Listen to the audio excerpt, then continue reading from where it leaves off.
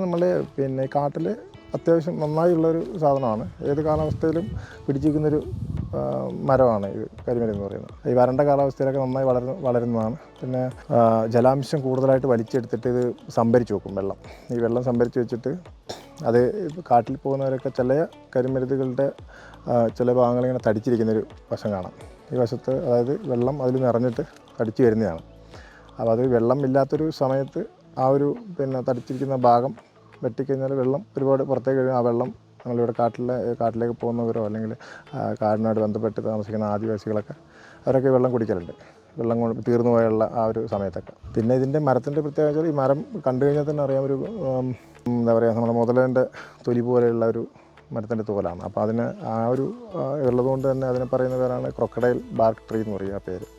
പിന്നെ local name മത്തി എന്ന് പറയും.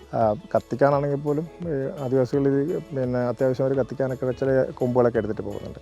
അപ്പോൾ ഈ കൊമ്പുകളൊക്കെ നല്ല തീ ചൂട് നന്നായുള്ളൊരു മരമാണ്. പിന്നെ വീടുകളിൽ ഉപയോഗിക്കുന്ന നമ്മൾ കാട്ടിലുള്ള മരങ്ങളാണെങ്കിൽ ഇതിന് പാസ് ചെയ്യേണ്ട ഒരു മരമാണ് കാട്ടിലെ മരം ആയതുകൊണ്ട്. അപ്പോൾ വീടുകളിൽ ഉപയോഗിക്കുന്നത് പണ്ട് കാലത്തൊക്കെ ഉപയോഗിച്ചിരുന്നു ഈ സാധനം. പിന്നെ നമ്മളിപ്പോൾ അറക്കാനൊക്കെ കൊണ്ടുപോയി കഴിഞ്ഞാൽ തന്നെ അവർ മില്ലുകാർ വാടക കൂടുതൽ വാങ്ങിക്കുന്നൊരു സിറ്റുവേഷനാണ് ഇതിലുള്ളത്. കാരണം അത്രയും ഉറപ്പുള്ളൊരു മരം കൂടിയാണ്. ആണിയടിച്ചാൽ കയറില്ല എന്നുള്ളതൊക്കെ ഉണ്ട്.